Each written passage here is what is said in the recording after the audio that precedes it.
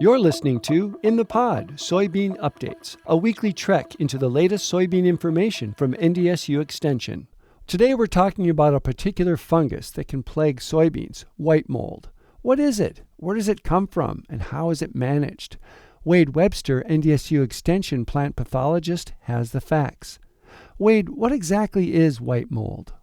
Yeah, so white mold is a fungus called Sclerotinia sclerotiorum, and it causes disease on many different crops, mostly the broadleaves. So when we're thinking about production in the state of North Dakota, soybeans definitely come to the top of mind, but we also have sunflowers, canola, dry beans as well. So multiple different crops can be infected by this pathogen, leading to the same disease that is white mold.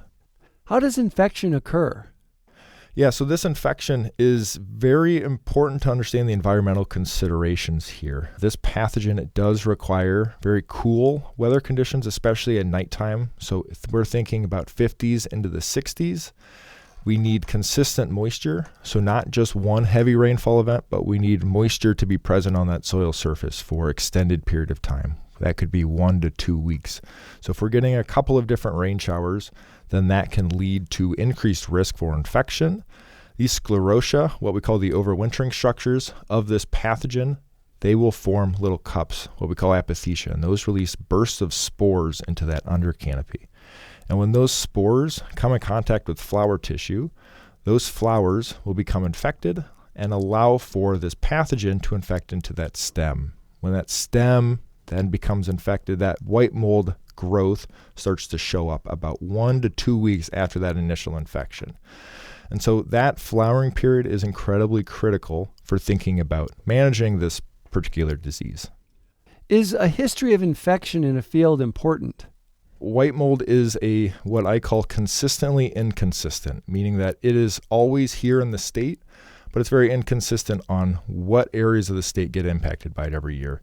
Just because it is so dependent upon that environmental conditions, the moisture is going to be playing the biggest factor here. So if we have some spotty showers, especially during that flowering period, those areas are going to be the most likely to have high levels of white mold develop that year. If we miss rainfall events during that flowering period, then we're not going to see as much white mold develop. That's why it's pretty inconsistent, but it's consistently across the state every single year. Wade, how do you manage white mold? Yeah, so management is very important, and this is definitely the time to be thinking about that. At this point, fungicides and different pesticide applications will be most critical, again, during that flowering period. If we apply those before flowering, we're going to miss that window, and if we apply it after that flowering period, we're also going to miss that window.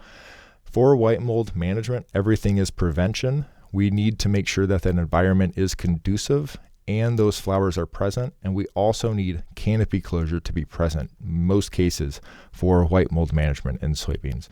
There's multiple different fungicide products out there and available. There are some products with better efficacy at a higher price point, but all of this information is available through NDSU Extension, and specifically looking through Dr. Michael Wunsch at NDSU Carrington has a lot of great information on this as well.